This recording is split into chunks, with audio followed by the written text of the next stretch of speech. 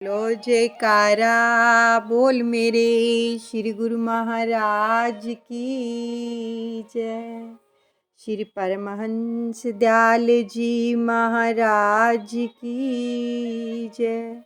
सर्वप्रथम श्री श्री 108 श्री सतगुरुदेव भगवान श्री परमहंस दयाल दादा गुरुदेव जी के श्री चरण कमलों में लाखों करोड़ों बार दंडवत प्रणाम। आज हम श्री द्वितीय पातशाह श्री नंगली निवासी भगवान जी की प्यारी लीला श्रवण करेंगे।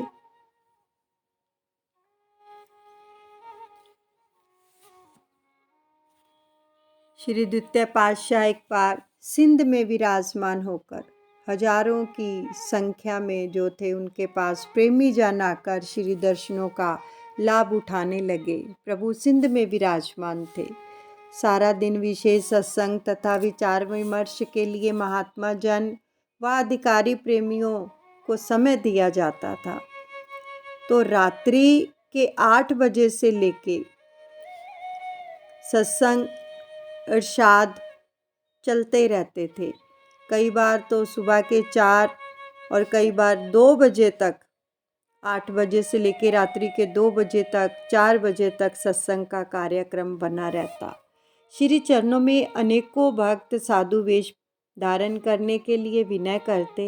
आप अटूट श्रद्धावान तथा अचल निष्ठा प्रेमी को साधु वेश प्रदान करते। यह देखकर द्वेषी लोगों के मन में द्वेष की भावना भड़क उठी। जो द्वेष करते थे, ईर्ष्या करते थे, तो वे मन ही मन सोचने लगे कि बिना किसी विज्ञापन अथवा समाचार के यहाँ इतने लोग कहाँ से आ रहे हैं तथा साधु वेश धारण कर विरक्त बनते जा रहे हैं। उन्हें यह कहाँ ज्ञान था कि क्षमा कभी परवानों को संदेश नहीं भेजा करती। मैं यहाँ रोशन हो रही हूँ, मुझ पर मिटने के लिए आओ। परवाने तो स्वयं सदा क्षमा पर मर मिटने को उदित रहते हैं। जैसे वर्षा ऋतु में पतंगे क्षमा के चारों ओर एकत्रित हुए दिखाई देते हैं, वैसे ही प्रेमी जन श्री चरणों में आ रहे थे। किसी ने पूछा, ये इतने लोग कहाँ से आ रहे हैं? आपने प्रवचन किए, श्री परमहंस दयाल जी की शक्ति है, उन्हीं की वचनों की बरकत है। क्योंकि श्री परमहंस दयाल जी के नाम का डंका बजा रहे थे श्री नंगली निवासी भगवान। तो श्री सतगुरुदेव महाराज जी की बढ़ती हुई महिमा को देखकर जो ईर्ष्यालु लोग थे उनसे सहन नहीं हो पाया। तो वे स्थान स्थान पर मनमानी चर्चा करने लगे इनके बारे में। और लंगर भी चलता रहता था। तो लंगर की सुचारू रूप से व्यवस्था देखकर कोई कहता कि ये जो संत हैं वो रसायनी हैं। कोई कहता इनके पास नोट बनाने वाली मशीन है। परंतु उनकी बुद्धि की पहुंच यहाँ तक ना थी कि वे समझ जाते कि संत महापुरुष विश्व के स्वामी हैं। कईयों ने साधु बनने के विषय में विरोध प्रकट किया। तो श्री सतगुरुदेव महाराज जी को उनकी क्या चिंता थी कि कोई कुछ भी बोले। जिस प्रकार सूर्य उदय होने पर घना घना अंधकार स्वतः ही दूर हो जाता है, ऐसे ही श्री प्रवचनों से अज्ञानी जीव सन्मार्ग प्राप्त करते रहे और करते रहते हैं, और वहाँ भी कर रहे थे। कुछ महात्माओं ने श्री चरणों में विनय की इस विषय में कि आपकी बहुत निंदा करते हैं लोग, जो ईर्ष्या करते हैं। तो श्री प्रवचन हुए। श्री नंगली निवासी भगवान जी ने वचन फरमाए कि निंदक नीरे राखिए आंगन कुटी छवाए, बिन पानी साबुन बिन निर्मल करे शोभाए। ये वचन हुए कि निंदक हमारी सेवा कर रहे हैं। इस ढंग से सच्चाई, ज्ञान, त्याग, वैराग्य की महत्ता एवं पावन यश वेग गति से फैलता है। श्री सतगुरुदेव भगवान जी ने कितने सुंदर वचन फरमाए कि निंदक नीरे राखिए आंगन कुटी छवाए, कि निंदा करने वालों को अपने घर आंगन के समीप रखना चाहिए। वो हमारे पापों को धोते हैं, निंदा करने वाले जो होते हैं, क्योंकि जो निंदा करता है वो हमारे पापों को धो देता है घर बैठे। ये कितनी कृपा है। श्री वचन हुए, जरा पकड़िए इन वचनों को। हमारी कोई निंदा करता है, कोई चुगली करता है, हमें पता चल जाए तो हम किस प्रकार से क्रोधित हो जाते हैं, वेश में आ जाते हैं। हमारा जो है क्रोध करने का वेग बढ़ जाता है, आवेश में आ जाते हैं, क्रुद्ध हो जाते हैं कि हमारी बात इसने की और उसके बारे में और बुरा भला कहने लग जाते हैं। जबकि यहाँ पर इतने सुंदर वचन आए हैं कि जो कोई भी आपकी निंदा करता है तो वो तो आपके पापों को धोता है बिना साबुन और बिना पानी के, केवल निंदा करके। तो हमें कितना खुश होना चाहिए। जो प्रेमी होते हैं वो वाकई ही खुश होते हैं जो इन वचनों को पकड़ लेते हैं कि घर बैठे हमारे प्रभु हमारे ऊपर कितनी कृपा कर रहे हैं, कि बिना परिश्रम किए हमारे पापों को धुलवा रहे हैं, हमारे मन की मैल को साफ कर रहे हैं। लेकिन हम उन पापों को और बढ़ाते चले जाते हैं, अपने कर्मों को और भारी करते चले जाते हैं। वो कैसे कि जब कोई निंदा करता है, कोई आपको आकर बताएगा कि फलां फलां व्यक्ति आपके बारे में ये ऐसे बात कर रहा था, तो हम उसकी चर्चा करनी शुरू कर देते हैं। उल्टा पाप धुलवाने की बजाय और चढ़ा लेते हैं अपने ऊपर। तो इसलिए एक एक वचन के अंदर इतना गहरा रहस्य और इतना गहरा ज्ञान भर रखा है, गूढ़ ज्ञान भर रखा है, लेकिन हम लेते कहाँ हैं। हम तो केवल जो श्री ग्रंथ रचे गए हैं उनको पढ़ते हैं, सेवन नहीं करते, यानी कि अपने दिल के अंदर तक नहीं उतारते हैं उन वचनों को। देखो श्री सतगुरुदेव भगवान जी ने कितनी सहजता से और बड़े प्रेम से बोल दिया कि वो तो पापों को धोते हैं जो निंदा करते हैं। तो अब हमारे गृहस्थ जीवन के अंदर क्या होता है, गृहस्थ ले लो चाहे परमार्थ ले लो, घर के अंदर कोई किसी को कुछ भी कह देता है, कोई भी रिश्ता है, पति पत्नी का है, सास बहू का, ससुर का, बेटे बेटी का, अगर कोई भी आपको कुछ कहता है तो हम जब तक उसकी बात दूसरे को नहीं कह देते, उसके कान नहीं भर देते, तब तक हमें चैन नहीं आता। ऐसा ही होता है ना। तो किस प्रकार से हम अपने कर्म भारी करते हैं। तो भक्ति हमें क्या सिखाती है, भक्ति हमें क्या सिखाती है, सतगुरुदेव ने क्या सिखाया कि मन अपना निर्मल रखो। आपके पाप धुल रहे हैं, लेकिन हम अपने पाप धुलवाने की बजाय और चढ़ा लेते हैं उनकी निंदा करके सामने वाले की। सहनशीलता जब तक नहीं आएगी मन के अंदर तो भक्ति कैसे कर पाएंगे। और ये सब कुछ हम किनसे सीखते हैं, अपने गुरुजनों से। जो उनके पास गुण होते हैं हमें उनको ग्रहण करना चाहिए। घर में कितने झगड़े होते हैं इन बातों को लेकर। जब कोई किसी की बात को सहन नहीं करता और उल्टा रिप्लाई देता है तो घर में क्या होता है? महाभारत। ऐसा ही होता है, हम सहन नहीं करते हैं किसी की बात को। यहाँ पर आपको एक लीला सुनाते हैं ताकि हमें पता चले कि हम क्या कर रहे हैं। एक बार एक भक्त्यानी थी, उसके जो पति थे वो बहुत ज़्यादा ड्रिंक करते थे, दारू पीते थे और दारू पीकर उसको अपशब्द बोलते थे।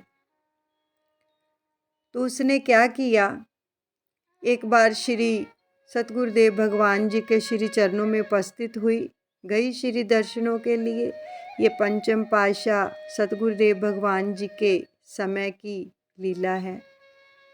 जब गई, दुखी थी बहुत ज़्यादा।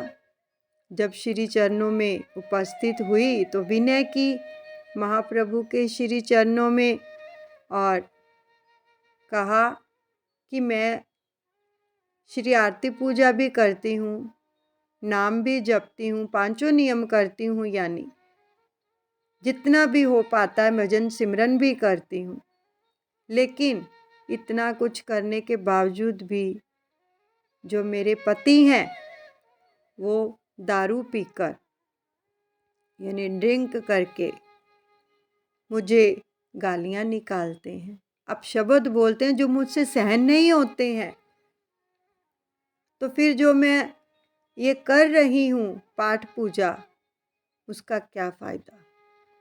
तो श्री सतगुरुदेव भगवान जी ने फरमाया कि तू शुक्र मना कि वो तेरे को अपशब्द ही बोलता है, यानी गालियाँ ही निकालता है, तेरे को मारता तो नहीं है ना, हाथ तो नहीं उठाता तेरे पे। तुझे क्या पता कि पिछले जन्म में तुमने उसको कितना पीटा है, तू मारती थी उसको। तो अब कर्मों का भुगतान तो देना ही पड़ता है ना, चाहे कुछ भी हो, कर्मों का भुगतान हर हालत में अदा करना पड़ता है, देना पड़ता है। तो इसलिए श्री सतगुरुदेव भगवान जी ने उसको फरमाया कि ये जो पाठ पूजा तू करती है ना, ये इसी का असर है, ये पावर है कि वो तेरे को कुछ नहीं कह पाता, यानी कि हाथ नहीं उठा पाता तेरे पे, केवल मुंह से ही बोलता है, हाथ तो नहीं उठाता ना। अगर हाथ उठाने लग जाए तो क्या हाल होगा। तो ये नाम की पावर ही है जो तेरे को बचाए हुए है। नतमस्तक हुई, माफ़ी मांगी। तो अब खुद सोचो जरा कि अगर सामने वाला व्यक्ति हमें कुछ कहता है, हम बर्दाश्त नहीं करते हैं, तो ये नहीं सोचते कि शायद पिछले जन्म में हमने कुछ ऐसे कर्म किए होंगे जो अब हमारे आगे आ रहे हैं। क्योंकि महापुरुष तो हमें प्रत्यक्ष प्रमाण देते हैं ना, और हमें तब तक विश्वास नहीं होता जब तक हमें प्रमाण नहीं मिल जाता। हम ऐसे हैं, जब तक अपने आप को दोषी नहीं मानेंगे, दोषी नहीं ठहराएंगे, जब तक यही सोचते रहेंगे कि हम तो बिल्कुल ही सही हैं, तो बात संवरती नहीं है। क्योंकि हम तो अपराधी हैं, श्री बेनती में भी आता है ना, हम अपराधी जीव हैं, नक्शिख भरा विकार, अपनी कृपा से सतगुरु कीजिए भव से पार। यानी कि जो इंसान है अपराधी है, वो अपराधों से भरा हुआ है, और नख शिख भरा विकार, यानी कि पैर के नाखून से लेके सिर के बालों तक, शिख तक विकारों से भरा पड़ा है इंसान, और प्रार्थना कर रहा है कि अपनी दया से सतगुरु कीजिए भव से पार, कि आप ही दया कीजिए और हमें भव से पार कीजिए। जब तक हमारे अंदर विनम्रता नहीं आएगी, हम निमाने नहीं हो जाएंगे, तब तक ये विकार हमारा पीछा नहीं छोड़ेंगे। तो इसलिए दादा गुरुदेव जी हमसे ये जो विचार वाणी व्यवहार की साधना करवा रहे हैं, इसलिए करवाते हैं ना। वाणी अच्छी होगी, विचार अच्छे होंगे, व्यवहार अच्छा होगा, तभी तो ये सब चीज़ें अंदर आएंगी। अगर सामने वाला बोल रहा है, हमारे अंदर सहनशीलता नहीं है, जब तक हम एक की चार ना सुना दें उसको, तब तक हमें चैन नहीं आता है। तो क्या हमारी भक्ति बन पाएगी? सोचो जरा बड़े ध्यान से एकांत में बैठकर, क्या हम भक्ति कर रहे हैं? क्या हम नियम कर रहे हैं? क्या हम उनके नियमों को निभा रहे हैं? खाली श्री आरती पूजा कर लेना या भजन पर बैठ जाना ही नियम नहीं है। असल में नियम वो है जब हम अपने विचार वाणी व्यवहार की साधना करते हैं साथ में। अगर किसी ने कुछ कह दिया तो सहने की शक्ति रखते हैं और ये सोचते हैं कि दोषी हम ही होंगे, शायद कि हमने ही कुछ ऐसा किया होगा कर्म जो आज हमारे सामने आ रहा है। तो सामने वाले का भी कोई ऐसा कर्म होगा जो वो ऐसे कर रहा है। जिनको क्रोध आता है तो ये समझ लीजिए वो भी एक बीमार है, क्रोध से बीमार है, क्रोध से ग्रस्त हुआ पड़ा है। तो उसको ठीक करने के लिए हमें दवाई दी गई है दादा गुरुदेव की ओर से, लेकिन हम उसका इस्तेमाल नहीं करते हैं। ये जो नियम है ना, अगर कोई सही ढंग से निभाता है तो उसके अंदर बल आता है, तेज आता है, प्रकाश आता है। इन नियमों के अंदर बहुत बल है, लेकिन वो बल कहाँ कब मिलेगा हमें? जब हम सकारात्मक होंगे। जब नेगेटिव हो जाएंगे तो वो बल क्षीण हो जाता है। अब सामने वाला क्रोध कर रहा है, वो बीमार है क्रोध से, हमारे पास दवाई है, हम उसे कहाँ देते हैं? हम उसका इस्तेमाल ही कहाँ करते हैं? हम उसको ठीक करने की बजाय और ज़्यादा बीमार कर देते हैं। अब डॉक्टर के पास कोई जाए बीमार व्यक्ति, तो वो उसको हर प्रकार की दवाई देके ठीक करना चाहता है। उसका उद्देश्य होता है कि अगर मेरे पास कोई भी अस्वस्थ व्यक्ति आ रहा है तो मेरा उद्देश्य है उसको स्वस्थ करना, ठीक करना, और बढ़िया से बढ़िया मेडिसिन देगा उसको ठीक करने के लिए। लेकिन हम क्या करते हैं? हमारे घर के अंदर ही ये सब चलता है। रिश्तों के अंदर कोई किसी की बात को बर्दाश्त नहीं करता। अगर भगवान ने, उस परम पिता परमात्मा ने हमें सूझबूझ दी है, सत्संग में आते हैं, सत्संग सुनते हैं, इतने सुंदर सुंदर वचनों को सुनते हैं, लेकिन अगर उनको हृदय में धारण ही नहीं किया तो क्या फ़ायदा सत्संग सुनने का, नियम करने का, जब उन पर अमल ही नहीं किया। तो हमारे पास तो ये बहुत बड़ी दवाई है कि जिससे हम सामने वाले को ठीक कर सकते हैं। सामने वाला क्रोध कर रहा है, वो बीमार है बेचारा, हमें तरस करना चाहिए उसके ऊपर कि हमें, ये हमारे घर का सदस्य है, हमने इसको ठीक करना है। लेकिन हम उलझ जाते हैं, इतना उलझ जाते हैं उनसे कि रिश्ते खराब हो जाते हैं। तो फिर कहते हैं कि हमारा सुमिरन में मन नहीं लगता, जब बैठते हैं श्री आरती पूजा में मन नहीं लगता। मन कहाँ से लगेगा?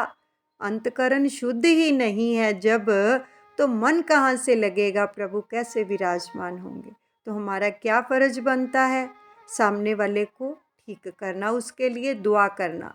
वो बोल रहा है तो आप चुप कर जाएं और उसको ब्लेस करना शुरू करें। जो ये 4 मंत्र दिए गए हैं आपको दादा गुरुदेव के आशीर्वाद से, I love you, I like you, I respect you, Shri Paramhans Dayal ji bless you, bless you, bless you. कितनी पावर है इनके अंदर, पता है?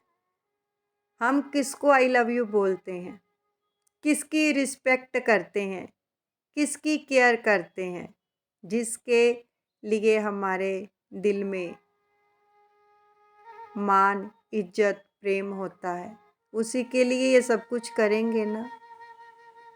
तो हमें क्या समझना है कि सामने वाला कोई भी व्यक्ति है, हमारे संपर्क में आने वाला हर व्यक्ति हमारा शुभ चिंतक है।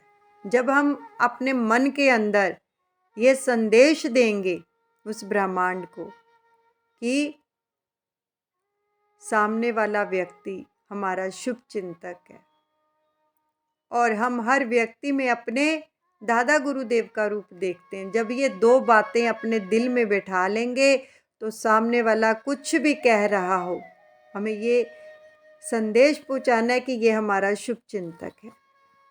तो ये संदेश हमारे ब्रह्मांड में जाते हैं। ये अच्छे संदेश हैं। हमने अपने सबकॉन्शियस माइंड को एक संदेश दिया है कि सामने वाला व्यक्ति हमारा शुभ चिंतक है, और हमारा संदेश जो है वो ब्रह्मांड में जाएगा, और जो हमारे विचार हैं, हमारे अच्छे विचार हैं, अच्छा व्यवहार है, वो क्या है, अच्छी वाणी से शब्द जो निकल रहे हैं, संदेश निकल रहे हैं, वो उसकी बॉडी को जाके टच करेंगे।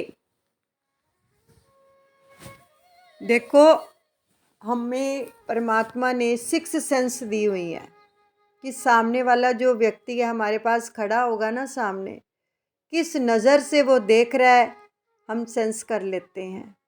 उसके मन में क्या चल रहा है, उसके फेस को देखकर ये हम अंदाज़ा लगा लेते हैं।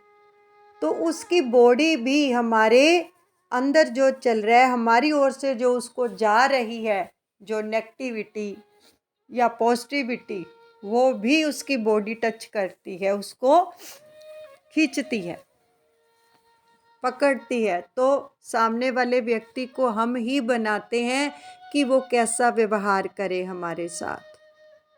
तो इसलिए जब हम अच्छे संदेश अपने मन के अंदर लाते हैं और वही संदेश जब ब्रह्मांड में जाते हैं, तो वही सकारात्मक ऊर्जा यानी पॉजिटिव ऊर्जा सहस्र गुना लेकर वापस लौटते हैं और पॉजिटिविटी ही फैलाते हैं। अब ये सब चीज़ें हमारे हाथ में है कि हमने नेगेटिविटी फैलानी है या पॉजिटिविटी फैलानी है। तो इसलिए जो साधक हैं, जो भक्ति मार्ग पर अग्रसर हो रहे हैं, उनके मन के अंदर ये सब चीज़ें नहीं आनी चाहिए, नहीं तो भक्ति क्षीण होती जाती है। नहीं तो इतना समय हो गया, क्यों नहीं बदल पाए अपने आप को? क्या कारण है? क्यों हर कोई व्यक्ति अशांत है, परेशान है? इसी कारण, क्योंकि विचार, वाणी और व्यवहार को साधते नहीं हैं।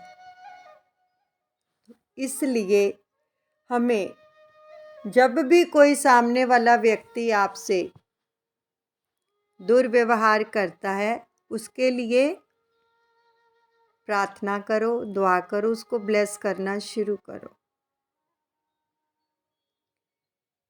बहुत सारी जो पत्नियां हैं वो अपने पति के बारे में बहुत चर्चा करती हैं, जिनका स्वभाव नारायण नारायण है।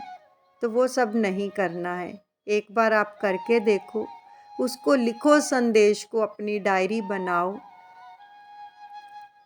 उस पे लिखो कि श्री परमहंस दयाल जी मेरे नारायण, मैं बहुत खुश हूँ, आपकी आभारी हूँ।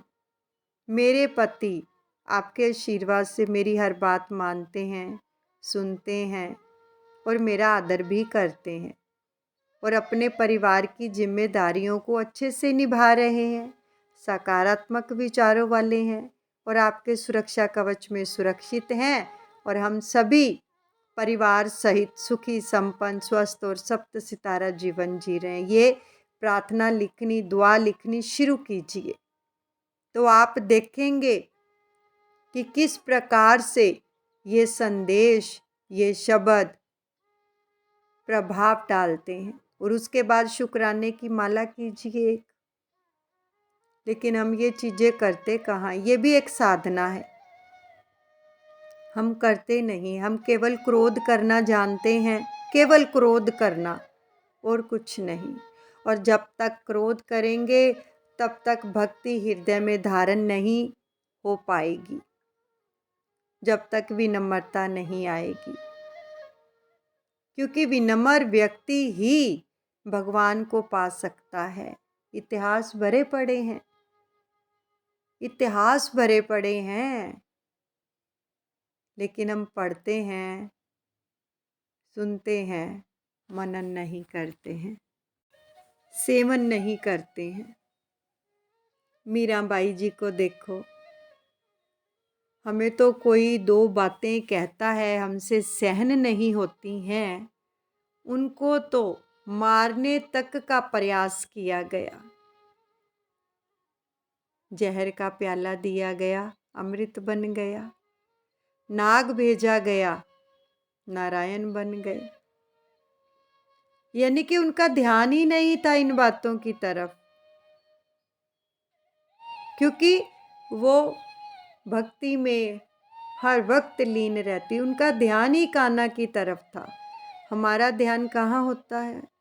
हम अगर अपने आप को भगत कहते हैं, प्रेमी कहते हैं, गुरुमुख कहलवाते हैं, तो क्या वाकया में हम गुरुमुख कहलवाने के काबिल हैं?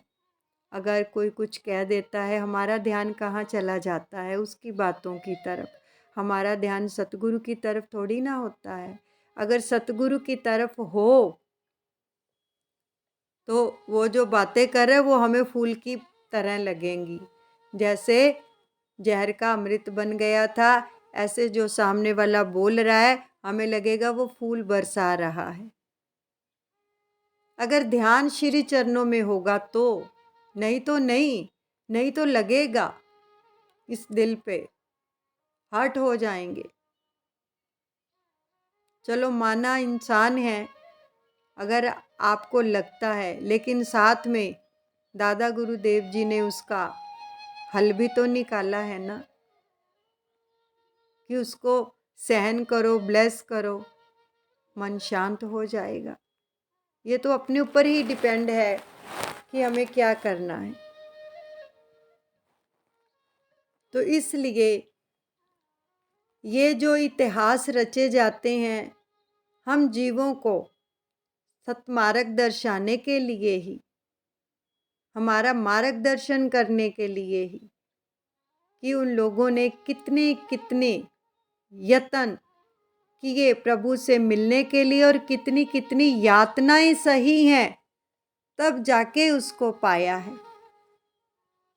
तो आज उनके नाम इतिहास में दर्ज हैं। इसलिए वो घर स्वर्ग बनता है जिस घर के अंदर सहनशीलता, उस सदस्यों के अंदर सहनशीलता होती है, वो घर स्वर्ग बनता है। तो इसलिए हमें अगर दादा गुरुदेव जी की शरणागति मिली है, वो हमें सिखाते हैं कि किस प्रकार से हमें सहन करना है। अभी सबने लीला सुनी है दादा गुरुदेव जी की, जो जीवनी डाली जा रही है उसके अंदर कितनी उन्होंने दिखाया है कि कितनी सहनशीलता है, कि 8 वर्ष तक उनके मसूड़े के अंदर एक लकड़ी का टुकड़ा घुस गया था, जो कि वो कच्चे बादाम खाया करते थे दांतों से तोड़कर। तो 8 वर्ष तक उसको ऐसे ही सहन करते रहे और खाना भी एक तरफ खाते रहे। और जब किसी साधु ने उनको बोला, किसी पंडित ने, कि साधु को तो तितिक्षा भी करनी चाहिए, तो उन्होंने प्रमाण दिखा दिया कि सहनशीलता होती क्या है। तो जब हम उनकी जीवनियाँ पढ़ते हैं, उनके वचनों को सुनते हैं, तो हमें कितना कुछ मिलता है, लेकिन हम मनन नहीं करते हैं, सेवन नहीं करते हैं। हम खाएंगे एक तरफ खाना 8 साल तक, ऐसा दर्द सहन करेंगे, लेकिन वो हमें करके दिखाते हैं प्रैक्टिकल, कि आपको अगर कोई 4 बातें बोल भी देता है, उन्होंने तो सहन किया, कष्ट सहन किया, लेकिन हम बातें भी सहन नहीं कर पाते हैं और ये सोचते ही नहीं है कि वो हमारे पापों को धो रहा है। अब एक बात अपने मन में बिठा लीजिए, अगर भक्ति अपनी बनानी है तो, कि कोई कुछ भी कह रहा है, उसकी बातों की तरफ हमें ध्यान नहीं देना है, उसको ब्लेस करना है और अपने मन में सोचना है और दादा गुरुदेव का धन्यवाद करना है। जब भी आपको पता चल जाए ना, कोई हमारी निंदा कर रहा है, चुगली कर रहा है, कोई चर्चा कर रहा है, तो हमें क्या करना है? सतगुरुदेव भगवान का धन्यवाद करना है कि शुक्र है। नहीं तो हमें बहुत सारा सुमिरन करना पड़ता अपने पापों को धोने के लिए। तुमने तो प्रभु इतनी कृपा कर दी है, घर बैठे हमारे पाप धुलवा रहे हो, एक बंदा खड़ा कर दिया हमारे पाप धोने के लिए। कितनी कृपा है, बल्कि उसका धन्यवाद करो। इसलिए कबीर जी ने कहा है, निंदक नीरे राखी आंगन कुटी छुआए, बिन पानी साबुन बिना निर्मल होत सुभाए, करत सुभाए। बिना साबुन बिना पानी के अपनी मैल को वो धो रहा है सामने वाला, फिर भी हम अपने पापों को धुलवाने के लिए तैयार नहीं है, तो फिर क्या करेंगे भगवान हमारे लिए? सच बताओ। कबीर जी ने तो जानबूझकर ऐसा सांग रचा था कि चौराहे में खड़े हो गए थे और हाथ में दारू की बोतल ले ली थी और एक्टिंग करने लग गए थे जैसे दारू पी रखी हो। तो सभी लोग उनको देखकर उनकी चर्चा करने लगे कि कबीर तो भगत है, लेकिन कबीर तो संत है और ये क्या कर रहे हैं। उनकी निंदा होने लगी। वो खुश हो रहे थे, वो तो जबरदस्ती अपनी निंदा करवा रहे थे ऐसे काम करके, कि निंदा करने वाला आपके पापों को धोता है। तो खुद सोचो, अगर परमात्मा हमें ऐसी बख्शिश कर देता है, कोई बंदा खड़ा कर देता है हमारी निंदा करने के लिए, तो उस समय समझो हमें परमात्मा की तरफ से ये रहमत मिल रही है, उपहार मिल रहा है कि घर बैठे हमारे पापों को धोया जा रहा है, वो धुलवा रहा है। तो इसलिए इन बातों की तरफ ध्यान नहीं देना है। अगर भक्ति पर अग्रसर होना है तो बढ़ते जाएंगे। अगर सहनशीलता मन में रखेंगे तो घर परिवार भी उज्जवल होता जाएगा, समाज भी उज्जवल होता जाएगा, परमार्थ भी बनेगा और संसार भी बनेगा, जब सहनशीलता होगी तो। इसलिए इस सत्संग के अंदर हमें कितना कुछ मिला, महापुरुष कितना कुछ सिखाते हैं, सहन करते हैं और हमें बनाते हैं, लेकिन हम बनने के लिए तैयार हो जाएं। दादा गुरुदेव जी का धन्यवाद करते हैं लाखों करोड़ों बार, जिन्होंने हमें ऐसे सत्संग से जोड़ा है, अपनी शरणागति दी है। तो प्रेमियों, अपने आप को हमें सुधारना है, सीखना है, हमें सीखते ही जाना है। जहाँ से कुछ भी मिलता है उसको सीखो, तभी हम बनेंगे। बच्चा देखो, उसको LKG में डालते हैं, तब से सीखता ही जाता है, सीखता ही जाता है और एंड तक सीखता ही रहता है। जितना सीखेंगे उतने बड़े बड़े बनते जाएंगे, जितना सीखेंगे उतना बड़े बड़े बनते जाएंगे। हमें सीखना है और अपने दिल से नकारात्मकता को हटाना है, नेगेटिविटी को दूर करना है, केवल पॉजिटिविटी लेके आनी है अपने विचारों में। जितने पॉजिटिव रहेंगे उतना हम मालिक के नज़दीक जाएंगे और सबके प्यारे बनेंगे, सबसे मीठा बोलेंगे और सबसे फिर ब्लेसिंग मिलेंगी। अगर हमारे अंदर सकारात्मकता होगी, हमारे विचार सकारात्मक होंगे, हमारे अंदर पॉजिटिविटी होगी, विनम्रता होगी, सहनशीलता होगी, आदर सम्मान की भावना होगी, तभी हम किसी से ब्लेसिंग ले पाएंगे। ब्लेसिंग भी एक आशीर्वाद होता है। ब्लेसिंग ऐसे ऐसे काम कर जाती है जो कोई नहीं कर सकता। प्रभु से भी हम आशीर्वाद लेते हैं कि हमारा कोई काम बन जाए, ब्लेसिंग लेते हैं ना। तो किसी के दिल से अगर सच में दुआ निकल जाए तो हमारे बिगड़े हुए काम बन जाते हैं। ऐसे ऐसे काम बन जाते हैं जो कभी बनने वाले ना हो दुआओं से। तो इसलिए दुआएं तभी हम ले पाएंगे जब हम अपने आप को सुधारेंगे, तभी सामने वाला हमें एक्सेप्ट करेगा कि ये बंदा अच्छा है, इसके विचार अच्छे हैं, इसकी वाणी अच्छी है, इसका व्यवहार अच्छा है। तभी हमारे पास कोई खड़ा होने के लिए तैयार होगा, कोई बैठने के लिए तैयार होगा। जिसका स्वभाव अच्छा नहीं होता है, हम तो उसके पास खड़े भी नहीं होते हैं। होता है ना ऐसा, दूर से निकल जाते हैं, नहीं इसका स्वभाव अच्छा नहीं है, ये कुछ ना कुछ बोल देगा, साइड से होके निकल जाओ। इसलिए अच्छे बनना है, सकारात्मक विचार रखने हैं, अपनी वाणी को शुद्ध करना है। शब्दों का हमारे जीवन में बहुत महत्व है। शब्द बराबर धन नहीं, जो कोई जाने मोल। शब्द बराबर धन नहीं, जो कोई जाने मोल। हीरा तो दामों बिके, शब्द मोल ना तोल कबीरा, शब्द मोल ना तोल। शब्दों का कोई भी मोल नहीं, इतने अमूल्य हैं शब्द। शब्द हमारा जीवन बना देते हैं। ये वाणी ही तो है। किसी को मीठा बोलते हैं तो वो अपना बन जाता है, ये वाणी ही तो है, ये शब्द ही तो है। किसी को अपशब्द बोलते हैं तो सामने से क्या बरसेगा फिर।